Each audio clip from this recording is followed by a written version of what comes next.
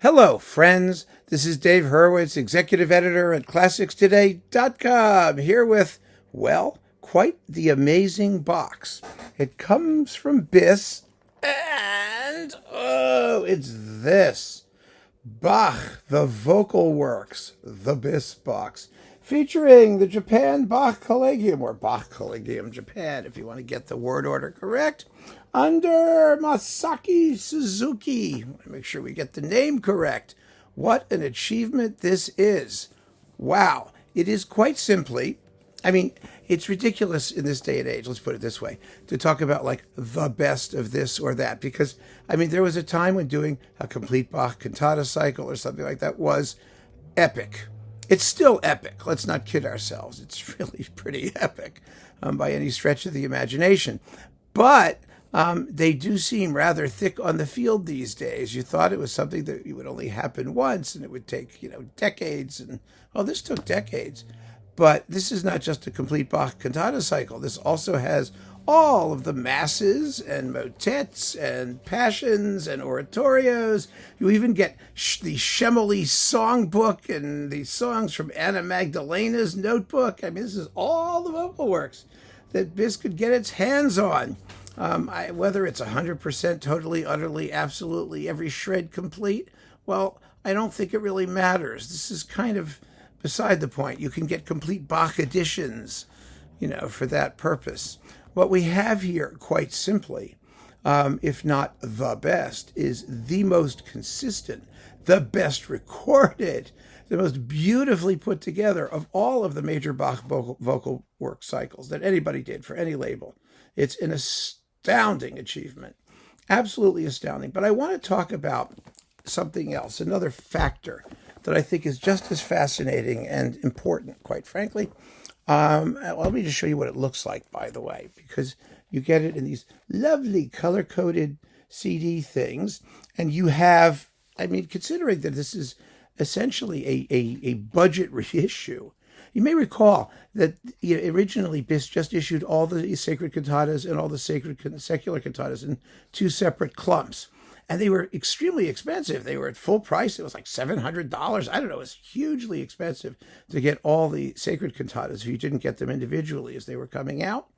And now you get everything in one box for a couple $100 or a few $100. It's a steal, frankly.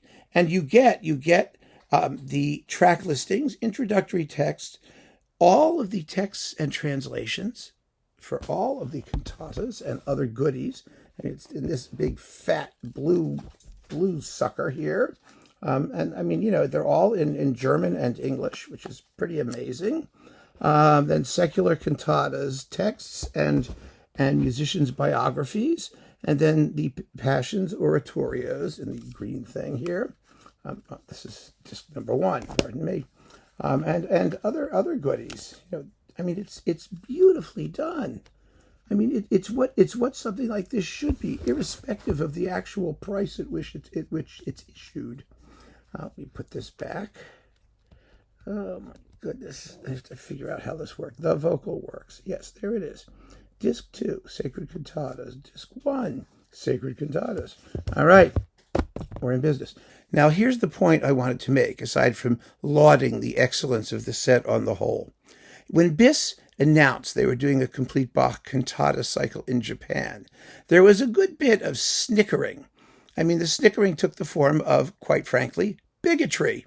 There's bigotry everywhere, isn't there? Especially in this day and age, as we see it. I was just reading a newspaper about Nazis holding a rally in downtown Greenwich, Connecticut. It's like, oh gosh, what is going on? So, the bigotry it took the form of the typical Japanese prejudice, which was, they're cold, they're rigid, they're copying Western stuff, they're not going to be any good. It was obnoxious because we all had an obligation, I felt at the time, to listen and judge accordingly. And when we did listen, everyone all of a sudden went, oh, whoa, this is the real deal. It certainly is. I mean, these are terrific musicians. They're as good as anybody doing Bach. They have all the requisite period instrument doodads and rigmaroles to be authentically authentic and all of that stuff. But they are marvelous performers. And one of the things that really, really struck me, aside from the bigotry on display and the tendency to prejudge the results without even bothering to listen to anything well before they came out, was this notion, the notion that, the horrible nationalist notion that, certain repertoires are the province of certain people, whether they be Leipzigers or Germans or white people or whatever. And of course, there's such a hypocrisy in the concept that classical music is universal, right?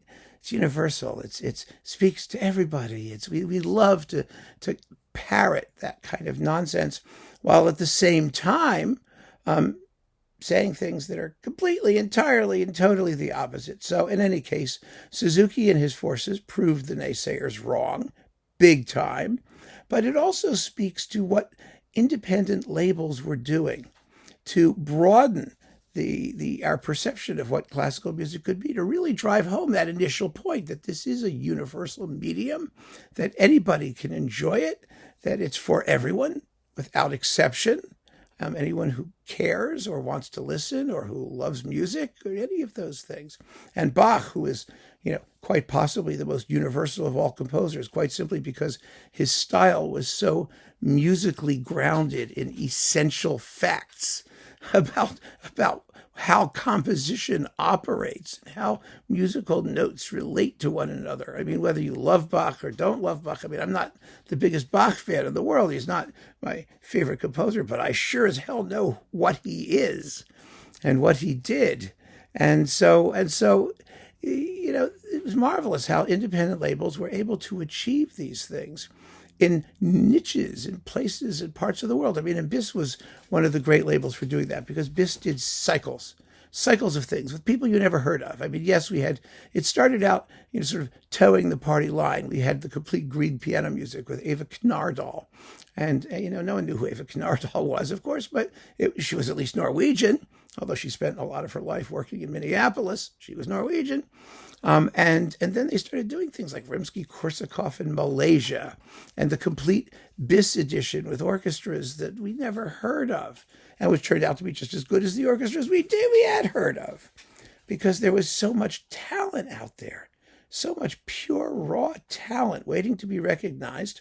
And that's what, labels like BIS and Chandos and Hyperion and CPO and, the list goes on. And Naxos, of course.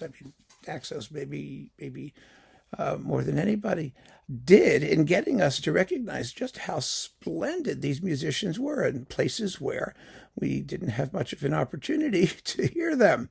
So what can I say?